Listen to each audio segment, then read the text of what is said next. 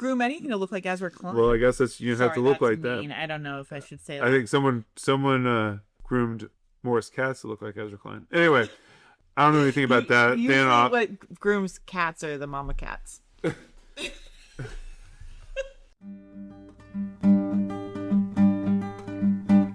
You tear down the house, then you put up the rent.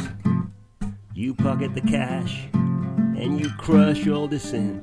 Welcome to the Red Diaper Pail, episode 46. We are recording on July 6, 2026. This is a podcast about art, culture, history, politics, technology, and parenting from a left perspective, and my name is Simone. And I'm John Paul.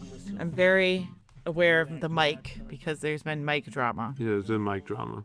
And then we went back and listened to some old episodes, and now I'm like, is my face close enough to the mic? Yeah, it turns out it wasn't. Do we need two mics? Yeah. Do we need a boom stick? We just needed to plug it in, turn it on and off again. Yeah.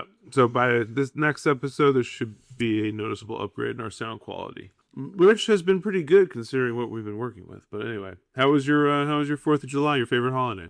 I feel like a weight lifted off my shoulders that it is after July 4th. Because the country has survived 250 years and you were really nervous that it would make it that long? No, it's this, everything about the holiday, even the holiday coming, the impendingness of the holiday, and then the holiday, I hate it. It's always hot. There's never anything to do with the kids. Everyone's gone out of town, so there's no friends or babysitters. Everyone's doing stupid activities. You hate grilling, so I hate grilling. I hate unnecessary patriotic gear. People who are not patriotic whatsoever are wearing stupid things. Yep. I hate it. I agree. It's also horrible. It terrifies your dog. It puts me in such a bad mood. It did do that. You sure it wasn't that march you attended in DC that put you in a bad mood? I told you not to go, but did you get it? Laura Ingram. Were there any women in that march? Yeah. There were? No. Laura Ingram's claims that do we need to tell the listener what we're talking about? Some people are living under a rock. There were some very white men. 400 Patriot Front men dressed in the same outfit. One another. Yeah. Marched through D.C. on July 4th. To celebrate 250 years of breathtaking racism. Not white enough for them. And yeah, people had a little bit of a freak out about it. I mean, there's two political movements in this country. One who says that the only threat is from extremists on the left. It's Republicans. There is no extremism on the right you need to worry about, including explicit fascists who march by the hundreds through D.C. Explicit fascists are in the White House, so. And there's another party that says both extremes are a problem, and that's your political choices. And if you really sit with that, you understand American politics very well. But Laura Ingram claimed that these were Antifa false flaggers, making everyone scared of Nazism, which is hilarious because if you searched anyone who identified themselves as Antifa in the entire country, not one of them would look like one of those people. But that's not. How pissed are you if you organize this giant march to show people that like Patriot Front is alive and kicking and has numbers and discipline and we're badass and scary and all this stuff, and then you have right-wing commentators saying that there is no such thing as a Patriot Front. It's all a ruse by the Antifa super soldiers. She didn't get the memo. She probably went off script on that one. No, she probably likes it. It sort of fucks with both sides by saying that. But yeah, between that and the photographs of them getting to the march are some very interesting photos because they're like using the trains and stuff with normal people. And then there were also some historic photos taken of the absolute downer fest that was President Trump's 250th Great American field day or whatever. Because it was very hot and very low attendance, and it's really, really depressing looking. It's like a gate of hell opened up just for the 4th of July.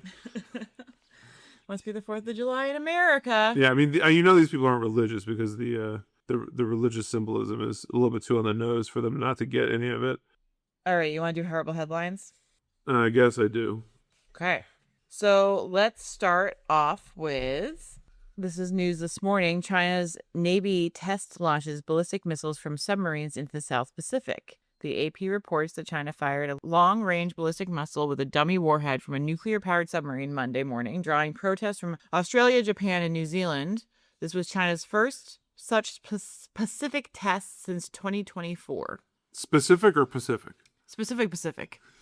It's specifically a Pacific test. It was a Pacific test. And it landed in the South Pacific Nuclear Free Zone, established in the 1986 Treaty of Rarotonga. Well, it's not a ballistic missile free zone. Well, so people are upset, particularly the people near China. Why are they doing a test they haven't done in 2 years, John Paul? I don't know. They are going to increasingly become a military power as opposed to simply an economic power. And I think they want to show all these U.S. proxies in the region that they aren't going to be intimidated and pushed around. China is saying it was a routine annual test, and Australia is saying it's a destabilizing decision. So they have different... If it's routine annual, then why has it been 2 years since they did one? What happened to last year's test? Maybe someone called out sick that day or something. Well, we have China successfully testing their ballistic missiles. Okay, this is from Reuters at the end of June. The U.S. Department of Justice closes its criminal probe into Abbott over the baby formula plant. Reuters confirmed the Wall Street Journal's original report that the DOJ has closed their criminal investigation and they went with civil penalties instead. Okay, so why is that notable? Well, Common Dreams reported this week that Trump loaded up on Abbott Laboratories stock before his DOJ drops the criminal probe in June. Wow. His 2025 financial disclosures show lots of Abbott stock, and then they've got a source that even more Abbott stock was purchased. This is the Abbott makes baby formula. Mm-hmm. The baby formula plant in Mississippi had a chronobacterium contamination that led to infant death. So there was a Department of Justice was looking into it, and they did lower it to just a civil fine, basically. Abbott also gave $500,000 to Trump's inaugural fund. Jeez. So just open corruption. So what's up there? Open corruption? I saw a video of Fuentes complaining about the Trump coin rug pull that they did at the beginning of the term, where they fleeced their own supporters for like $600 million. What's a Trump coin? It's a cryptocurrency that's going to like replace U.S. dollar and get on the ground floor, and this is for the supporters of Trump. And you know, if you're too woke, you're going to miss out, and blah blah blah. They had a bunch of people already invested heavily in it. The Trump family made money off of every transaction, and a bunch of people pulled this thing, and then all the people that had all their money in it sold it off. Oh. And so the price of it plummets because its demand shrinks enormously. So what Trump coin wasn't for the people? It was not for the people. It was a way for him to pay himself and for him to reward people in his inner circle. So his financial disclosures show up to $1.86 billion in profits from 2025, but his crypto related income was over $635 million from a licensing deal. So that must be his Trump coin. Yeah, or one of them. There's multiple. So who are the chumps, guys? Well, it's like this guy's making hundreds of millions of dollars. His overall gross fortune is estimated to be at $6.3 billion as of this past April. It's up from $2.4 billion at the start of 2024. Yeah. He's made more money as president than every other president combined. And he's doing so without having a job. His job is supposed to be the president. So it's very hard to triple your net worth when you're not actually working. Well, I mean, you have to give him credit. He sought out to make himself the most famous and the richest version of himself he could do, and he figured out the plan to do it. Yep. And he's succeeding. This is the one path to do what he. I mean, he's not even going to live long enough to enjoy it. So I guess it's for family legacy. He's going to leave $6-7-8 billion to his family. Yeah, it's like they couldn't make a show like Succession about that family because there's no way to parody it. No Which you'd like to see them try. You know, what is the psychology of a supporter? Is they say that's not happening? They say he deserves it? Or is it so like parasocial where like he rips me off and I'm proud of him and I'm happy he has my money? How many of the supporters are also like got screwed on Trump coin? I figure there's lots of people that supported but didn't touch Trump coin, so they don't have anger about Trump coin. Yeah. And then there's some people that had like one Trump coin and they don't care. Sure. And then there's people that got really screwed and they're probably Pretty pissed about it. or they don't know why it happened, like why they got It's just screwed. they got unlucky. They weren't really smart investors like him, so they got unlucky. I mean, seeing people in debates who wave this off as like, yeah, I know he's not perfect. And what they're basically saying is like, I understood that he was a corrupt, lying piece of shit, but he's a vehicle for me to get what I want, which I guess is cruelty towards immigrants and women. But I don't know what the average person who like had this whole story about how he was sacrificing for the nation. He was an upstanding moral person in a swamp, right? He was the one person who could sort of clear the way. How they face this reality, and I guess is you just don't. I don't think they do. You just don't look I don't at think it. You people don't spend a know lot of about time it. there, yeah. Yeah, or they say like these are all made up by the liberal media who have hidden. And it's true that like corruption and vice has been covered up and lied about. Like with Glenn Greenwald from last week, like his complaints about how obviously Hunter Biden was a corrupt figure. Obviously, he got all these appointments and all this money because of nepotism and insider dealings. And there's no other way to explain it, and to pretend that it's a Russian hoax is lying to the American people. So I guess people go, we've watched these same people who tell me Trump is guilty, tell me Hunter Biden and Joe Biden are innocent, so I just don't believe anything they say. Right. And there's a different matter of scale here, but maybe that's just because Trump's much better at it than the Bidens are. That's another problem, is people just generally don't understand scale. Yeah. They understand corruption or no corruption, but they have no sense of like, what's the difference between 600 million, 600 billion? I don't think most people can process that difference, and it's immaterial to them. And some of them would just be like, he's just smarter and better at it, so. Right. Right. If he's better at it, it's like, well, he's better at it because the assumption was you all would not tolerate that level of open corruption, but apparently you will. All right. The Kids Act has cleared the House. This is drawing warnings from digital rights and tech groups. Are you familiar with the Kids Act? I am not. Can you tell me more about it? I can tell you more about it. The Kids Act is a bipartisan bill that combines other pieces of legislation to essentially try to deal with internet safety for children. Okay. And it's meant to protect kids against like violence and sexual predation and gambling and financial scams. But a lot of the work of the bill is enforcing age verification. Oh, okay. So the legislation drawing from portions of 14 different online safety bills is quote, a mess with different age gating schemes for different services using different standards, wrote the EFF Electronic Frontier Foundation senior policy analyst. It's a lot of complexity and it creates a lot of legal risk. So essentially what you have is websites potentially getting in trouble, even if they are not, even if there's not bad stuff going on the website. Because they don't have age verification. They will front load, they'll front load the age verification stuff. Okay. Because they want to minimize liability. Throughout the COSA section of the legislation, special protections, controls, messaging settings, and parental tools are required whenever a website or app, quote, knows or should have known a user is a child, which basically means you have to assume at any point a user is a child. So you then have to do all these extra things on your website to deal with privacy and data controls and content controls for children. So essentially, you're going to have to ask a lot of people what their age is for a lot of content. Quote, the problem is that a website operator doesn't need actual knowledge that a user is a minor to get in legal trouble. It applies when a platform knows or should have known a user's age, which is a low negligence style standard of knowledge. If an online service gets it wrong, it's going to be up to the courts and regulators to decide after the fact if the online service should have known the user was 16. To avoid this liability, services will have to determine which users are teenagers and which are not. Most won't be able to simply trust their users, so they will collect more information about age.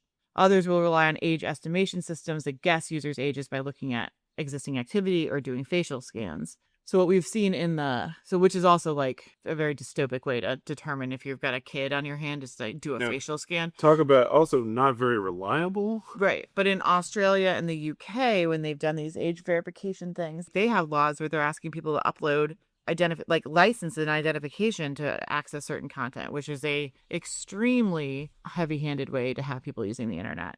And this is probably going to pass. But it threatens online anonymity, and it creates all sorts of reasons why websites and website operators will have to minimize or disallow anonymity. anonymity. Anonymity. Is that like a type of fish? And no anonymities. Are you an enemy? It's also not going to stop like really shitty things from happening on the internet, because like the people who are like the shitty content purveyors on the internet will do it anyways. But now like all And the they'll ones find who are they're the ones who are following most their, equipped to find their ways around. all the this ones that are stuff. just trying to operate, like I don't know, K-pop Demon Hunters fangirl websites will be like the ones that are now following these rules. Yeah. And then every single brand will follow these rules. So you're going to have more you're going to give more data.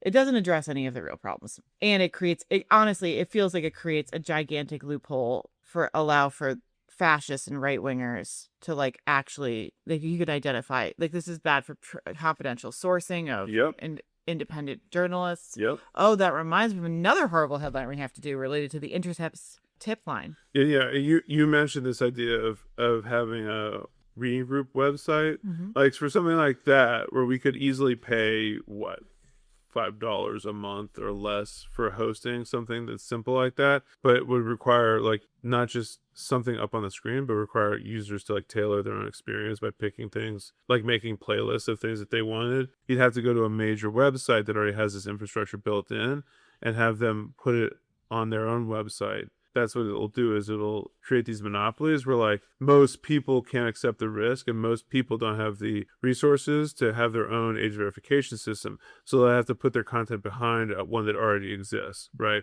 So if you're making videos, you're not going to post them yourself. You're going to post them on YouTube. Oh, you mean like creating a Substack instead of creating... Right, exactly. It'll chase people behind existing technology platforms as opposed to people to go out on their own to do simple blogs or simple, like you said, fangirl websites. Those will have to be like part of like a large wiki site that has age verification built in, so that everything is downstream and it'll basically collect traffic even further around all, like major platforms. That's true.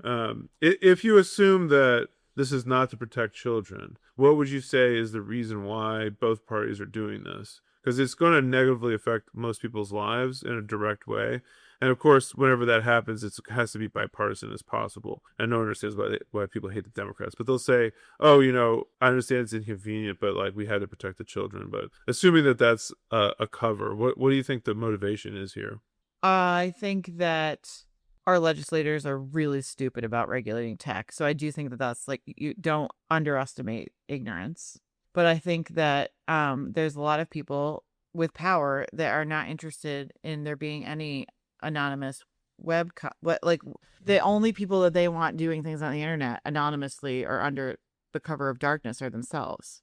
Like major corporations and governments should have internet freedom and the rest of us should not. So I think it's just a surveillance control and state. centralization. Yeah. Okay. So all the freedoms that people complain about that they don't have in China, like internet freedom, they're busy abolishing in the United States. Yes, exactly. And there's not even going to be debate about it. There's going to be no public discourse about it. There's not going to be, is this a good idea or bad idea? What does it mean in the mainstream media? It's just going to quietly be passed as quickly as possible in a bipartisan effort. And which is how this authoritarian stuff always happens, because these are both fascist parties. Also, like the legislation around this kind of stuff is like notoriously heavy-handed and also vague and also like difficult to implement without, like partially this is poorly written. So it's doing things that are going to create the response to it to keep yourself protected is going to be over the top. But it does things like several of the provisions in the bill. Remember, this is a Frankenstein's bill. So they just have all these weird bills cobbled together. They're not consistent even internally. But several of the provisions of the bill create rules around direct messaging and the disappearing of ephemeral messaging and AI chat services. And maybe there's an interest in protecting kids from predatory messaging and or having, disturbing parasocial relationships with AI chatbots.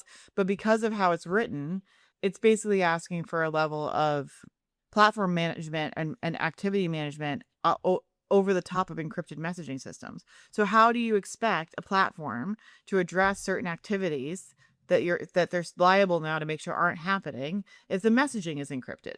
So it just creates like enormous issues for basically any type of internet freedom or privacy that you might expect. And it's not just for kids, it's for everyone, but also for kids. Everyone should be afforded some amount of privacy related to your data. How is it Can I ask a question about the face verification? Why can't you just hold a picture up to the camera? No, you can. I hadn't heard this like face verification age thing. I'm sure you can game some of this stuff. Yeah, I mean, But I all don't you want- need is do you like a want- couple of GIFs of people turning their head from you side want- to side. You hold that in front of your. I mean, it's the silliest thing I've ever heard. You need a moving snapshot, like from Harry Potter, like a small moving picture that you hold in front of your camera, Yeah, and it'll be like, "Who is that?" It'll be like, "That's Moaning Myrtle." but it's And actually me. she's over 16. She's a lot older than you think she is. I mean, I don't want. Or what if you have like a very youthful face? Yeah, like what am I gonna do? Like. I mean, the idea that there aren't like 9-year-olds who aren't obviously 9-year-olds is preposterous. I don't want our kids doing anything that's looking at their face while they're on their. So our kids use a login badge to get onto Clever because they are not old enough to know how to log into things. Mm-hmm. And the Clever badge is issued by the school. Mm-hmm. The Clever badge requires that the front-facing camera be on. I was called into the bathroom by our child because they were multitasking and were struggling with their Clever badge, and they had their front-facing camera on while they were using the potty. And I'm like, what is going on here? Like the problem here is that front-facing camera is taking footage of you, and then you're like, oh well, we're just gonna turn that on all the time to protect the youth, Right. to keep them from bad things happening. Right. Just give the corporate overlords 100% access to all the front-facing cameras on your children's devices. I mean, I had to To say, keep them safe, John Paul. To keep them safe. yeah, no kidding. So I had to be like, when you're in the bathroom, don't put the camera on. They're like, why? Because it's a real camera connected to the real internet. Jeez. I have to say that I am in favor. Like, these companies are preying on children. Yeah. They're making a lot of money doing it. I'm interested in ways of like disciplining them or punishing them, or at least making their job of extracting youth data / manipulating youth's emotions and behavior more difficult. But this seems to me to reward big platforms over small platforms, as opposed to do something about the exploitation of youth by the big tech platforms. So I don't know what the solution is, but this is clearly not it. Yeah, this is no one with power is really interested in disciplining big platforms, and that's why you get no bills like this. Right, I just asked Lena Khan. Yeah. Lena, if you're looking for things to do, I don't know, you're unemployed or not, but if you want to come on a podcast, we're available. Actually, you're working for the Mondani campaigner. Isn't she in Mondani's? She was a part of the transition team, but I don't know if she's still there. Well, sometimes we're between jobs. All right. The Intercept. We have a couple things to talk about when it comes to the Intercept. Okay. One is they have a story out with the headline being, women in the army are more likely to be killed by fellow soldiers than by enemy combatants. In a first-of-its-kind analysis by the Intercept, they found that in the army, women are more likely to be killed by their fellow service members than by enemy combatants, in a reversal of the threat soldiers are trained to face.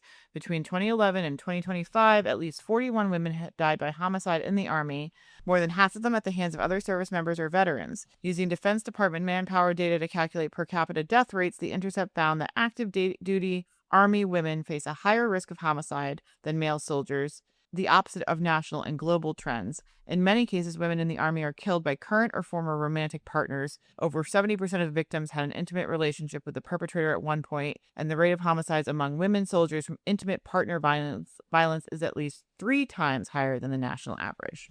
Well, that's truly horrifying. So that's a horrible headline for you. Yeah, I mean, this is the kind of army that Hegseth wants, which is... Well, he would prefer no women in the army and you just kill them at home. So inhospitable and dangerous to women that they don't bother signing up. But this is what you get when you have this like worship of like violence and like a certain type of masculinity over like professionalism and discipline and duty. As you get people like, I think there's this attitude, pervasive attitude, that women in the military are sort of there for the amusement of their male co-workers. Comrades? Is that the word you're using? No, it's not. And that this is like regrettable but predictable and necessary consequence of having like a integrated military. and that the only real way to do it is either to dumb down and pussify and pacify the male soldiers, so that none of them are warfighter enough to win, or to get women out of the way. It's just what I think is important though here is this is a trend starting in 2011. This is not new. Well, I think it's a trend probably true the whole time, but the study was from 2011. Right. Okay. Fair enough. But yeah, this isn't new. This is not even that surprising. I mean, look at the rape and sexual assault numbers in the military. I went to school with a social worker who served in the Coast Guard and who was raped while she was in the Coast Guard, and had tried to set up an organization to advocate for women soldiers who had been raped. And she was trying to broadcast like a story about it on the internet, and her entire like company or platoon or whatever tried to break into the room to stop her. Like she had people hammering on the doors, like this sort of gang up effect of like, you're not allowed to talk about this outside the military kind of thing. Mm-hmm. And she was very, very courageous, and also deeply had been deeply hurt by what had happened to her. Not just the sexual assault itself, but like the way that the military had gone after her in particular, her people on her level, people who are her superiors, to get her to shut up about it. It was really horrifying. So it is like that's the culture that they've built. It's purposeful. Yeah. It's one that relies not on the expectation that people follow the rules, but the expectation that people break the rules and get away with it. That's what it is. We don't want to, like, you will be punished in the military for bringing forward someone else's rule breaking along with the rule breaker. Yeah. Because the culture is built around like, I don't want to know about it. I don't want to hear about it. And if you get away with it, then you follow the rules. If you break the rules and get away with it, it's essentially the same as following the rules. Quick callback: the whistleblower effect, which obviously whistleblowers are not popular in the military, but whistleblowers are very much at risk when you have internet safety bills like this last one. It makes whistleblowing almost impossible. Yeah. You literally can't have it's already hard enough to have an anonymous footprint on the internet, but if you're trying to get in touch with media outlets and you cannot do it anonymously, that is problematic. Here's the segue. The Intercept's so this is a little bit insider baseball, but it's fascinating. The Intercept's signal tip line, which is an encrypted channel meant for confidential sources and whistleblowers to contact, seems to have been taken over by an unknown third party back months ago, and was operating as the tip line for the Intercept when they did not have control over it for months. The account was still active and soliciting tips as of July 2nd, 2026, according to DropSite. So that's from February 2026 to July 2026. It could have been basically taken over by an unknown person. The Intercept has posted that it updated its signal tip line, quote, in keeping with security best practices. The Intercept's counsel has told DropSite News that they, quote, have received no information that any source was compromised, which is a really interesting way of saying we not have no much idea. of anything. Yeah, I know. But they're kind like of the CIA is going to send a message. These are the following people that have been compromised. Yeah. Thank you. So the Intercept's kind of trying to downplay it. Like they clearly have like a crisis comms firm in there being like, don't admit to anything. Yeah. But this is like a serious this is a serious journalism problem and a serious safety problem. If you have a serious news organization like the Intercept getting tips from people who could be in high-risk situations, and they lost control of their tip line for months on end. And didn't tell anybody. And still aren't. Seemingly didn't even know. Well, right. And still aren't really being honest about what's going on. Right. There. Can you imagine having sent them a tip and then hearing this news and feeling this pit in your stomach? This is, in my mind, unquestionably intelligence. Some sort of intelligence CIA agency, or Mossad or something. Yeah, and or someone who works for them, and those people are all compromised, and they probably got nothing that was like that juicy, but they have a bunch of people on a list now, and there's another element of the story, which is that the Intercept, I think, was launched as to fill this particular lane in media, which was not WikiLeaks, but somewhere between like mainstream media and WikiLeaks, where like it was trustworthy and adversarial and kind of like heterodox in a way, like to the left, the way that like the free press would be like to the right, I guess. Mm-hmm. But not necessarily like left wing ideologically as much as like left wing like trust, I guess, or like vibes, but with like hard news and analysis. And since then, a lot of people who have that credibility, like Jeremy Scahill or Glenn Greenwald, have ditched it. Yep. And I think that's because, and started to attack it. I think it's because it was intentionally set up as a faux version of that.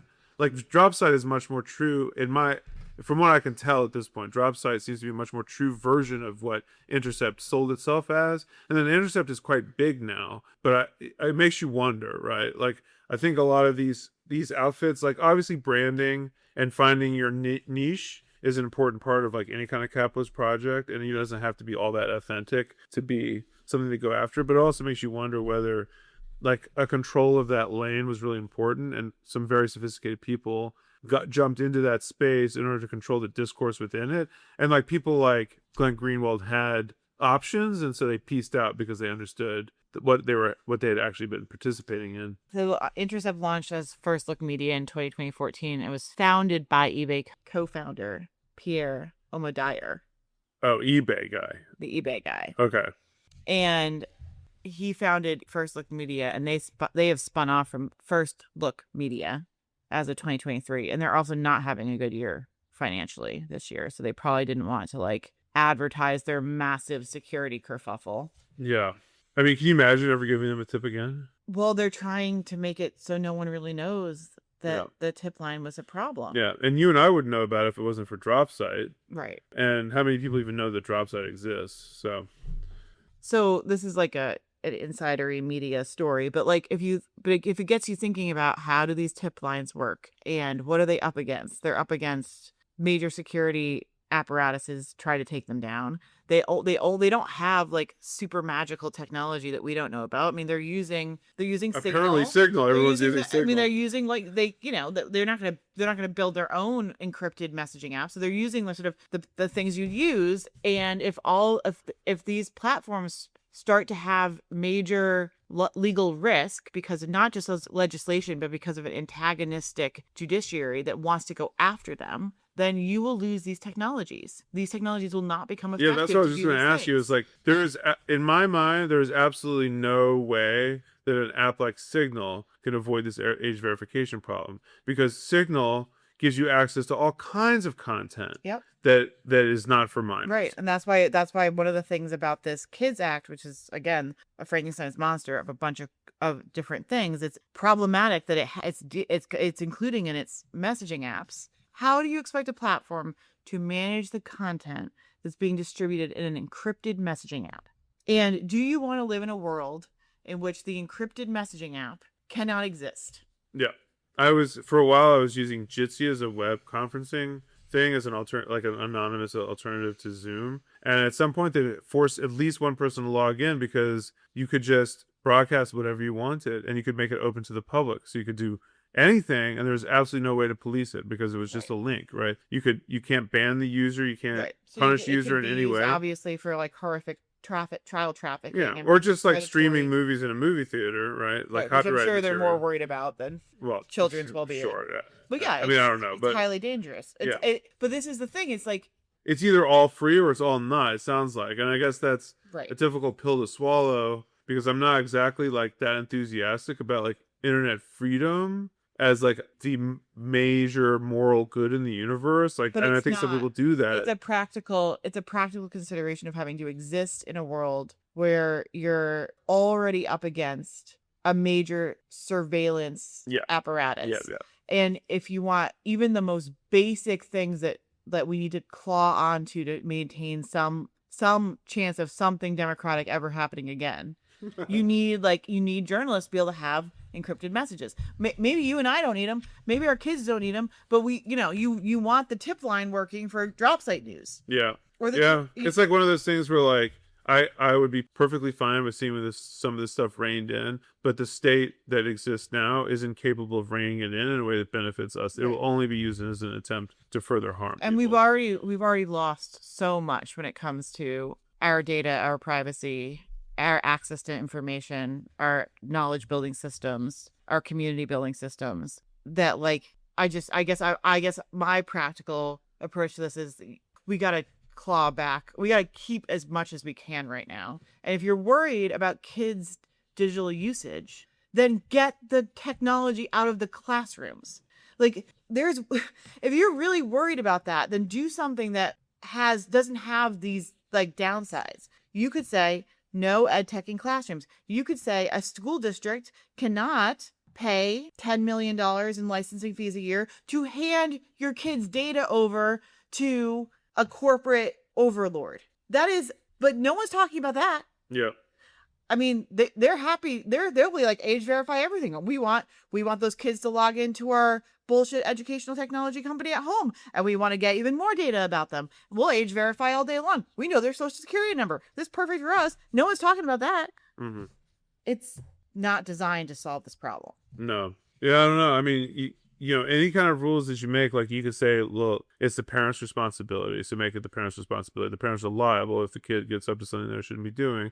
You should have been paying more attention. But the rules they'll make about what your kid is and isn't allowed to do will threaten like LGBTQ youth, for example. Yes. It will incentivize the parents to like take away what little like online community the kid has. Well, there's also all this language in these laws that are about duty of care. The platform has a duty of care to not allow certain content or not allow certain things. But what is that? What is that line? Is organizing amongst your classmates to do a campus walkout over Palestine a problem? Yep. Right. Yep. I mean, I think that's anti-Semitism. So. Right. And honestly, John Paul should be there and deciding anti-Semitism or no. We'll just take the platforms down one. Well, I mean, that's the bottom line. Is like if I or someone I trusted was the decider, then it's fine to have moderation. The problem is that these people don't care about any of that. They're just going to use it to consolidate power. Look what the intelligence apparatus, which is a combination of private companies and governments, have done to activists on campus around Israel-Palestine. Yep. They have every piece of data they can possibly find. They have a dossier. They pass it along between the university deans have it, the governor of New York has it, the president of the United States has it, the Mossad has it, the canary site that targets these activists has it. Mm-hmm. That's what we're talking about. And that's bad. I mean, obviously that's bad for everybody, but is that the internet you want our kids growing up with? Yeah. I mean, that's the internet they're going to grow up with. And all like this night, so again, there's no public debate about this. The media's not covering it. It's not in the public discourse. No. What's in the public discourse is whether these movies are woke or not woke. Right. But there's no national conversation of how is it that the ADL and the Canary website and Mossad and the governor of New York all have this, and your fucking campus president all have this information about your posting history, right? Because at their fingertips. Yeah, and not like whether you're a fascist or whether you've ever said anything against Palestine. Right. And so if you really want to protect youth, you're right. This is the internet they're growing up with. We have to have community education and adult and youth education about how you find information, how you are giving your information up when you do certain things, what is safe to say, what's not safe to say in different places, how you decide what's safe and what not to safe to say, what risks do you take and when do you take them. That's the level. That's how and that's in real life and on the internet. You just need to build community capacity to manage a highly surveilled, oligarchic, fascist dystopia, and make sure your kids are equipped to take that on. Yep. without messaging apps, because those won't exist right. anymore. Yeah. I mean, once again, there's no way to reform this. The only solution is to overturn the system. There's no reform is possible because the people you're dealing with are bad faith actors. But in this case, I don't care. Like, the legislation happening or not happening is kind of an example of reform or counter, like, reform or not reform. Like, the legislation happening or not happening is not going to make or break anything. But if people could at least talk about this with people in their lives, that this is even a thing happening, it does matter. Yeah. And it will definitely affect those people's lives and yours. Yep. This will be the major thing that shifts for most people's lifestyle over the next 10 years. Well, I don't know. People are so used to handing over their data without thinking anyways that some people might not even notice. We're kind of already accustomed to it. Okay, so we've also been watching a lot of soccer in this house. Mm-hmm. And there was a very exciting U.S. game the other night. We have a lot of opinions on the officiating that we've seen over the last few weeks. Crazy. But star U.S. player Balogun was red carded in the last round, which meant he was going to have to miss the upcoming game against whoever the U.S. is playing. Who's the U.S. playing? Belgium. He was going to have to miss the upcoming game against Belgium because that's how soccer works. It's very heavy-handed. And there was breaking news, something that hasn't happened in, I think, 75 years of World Cup FIFA history. The red card was suspended. FIFA reviewed the footage and they said, oh, that doesn't look like a red card, it turns out. Crazy. And they overturned it. And this is a very good example of how even Trump can get it right sometimes. He saw that and he's just, I cannot live with myself if I allow this poor man to be treated this way. That was an unfair call. This poor man who benefits from birthright citizenship in the United States is being treated unfairly. I'm a soccer officiating expert. I know it when I see it. An enthusiast. I gotta get Rudy Giuliani's son down here. We're gonna conference call my Peace Prize friend, presenter of my Peace Prize, and we're gonna fix this. Yeah. So I guess FIFA's going to be getting a lot of calls from the heads of state pretty soon. So I don't know if this is like a trapping of soccer, and I'm just like new to it, but you do start to kind of get conspiratorial about the officiating because boy, you can push a game one way or the other. You can easily push a game. It's actually really disappointing how easy it trivial it is to like because it seems to me the way how physical the game is played in this World Cup, you could call or not call in any given play, and it's not even like that. Sometimes the announcers will grumble a little bit, but it's not a meaningful like right. So just make a call in the box, and suddenly you have a score. Yeah, or don't make a call in the box and then you allow the other team to beat up on them every time they're in the box. So I do worry that this is not actually the game that the whole world needs to get behind in this moment because we are already far too conspiratorial, and it's probably not good for our mental health. That said, now that we have the Trump calling FIFA and getting this reversal, and all the other things that's happened around FIFA in the United States, like the fact that they're worried he's going to steal the World Cup, so they have to have a backup World Cup in case he's unable to present it. He just takes it home.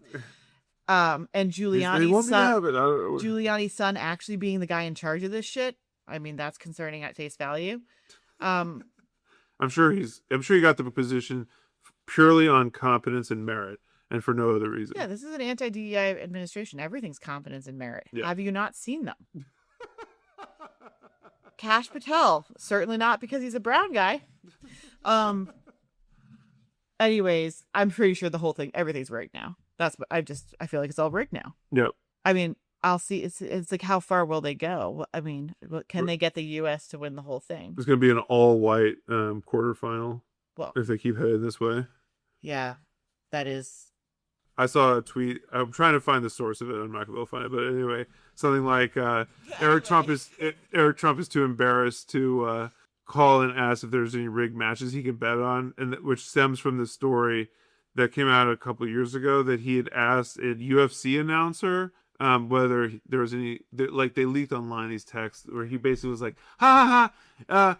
So if you know if any of these fights are going to go one way or another, let me know and I can make some bets. And they both like have denied it is true. Wait, UFC's not rigged? I mean, isn't it just entirely rigged? Are you thinking of WWF?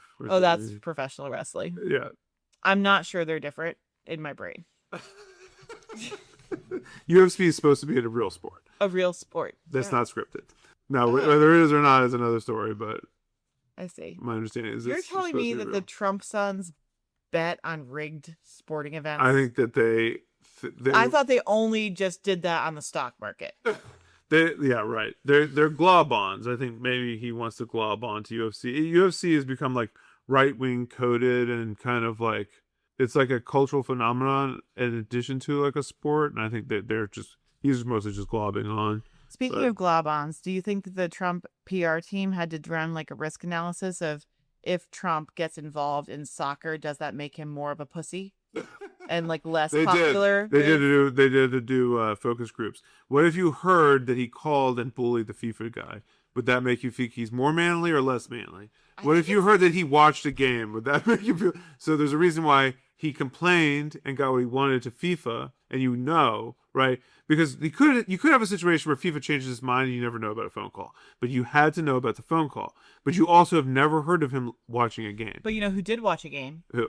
Little Marco. Little Marco? Little Marco complained in real time about the call because Marco is obviously civilizationally white, but a little Latino watches soccer. Yeah. They have this masterfully planned out. Marco Rubio, I've decided, is the synthesis of liberal fascism and MAGA fascism.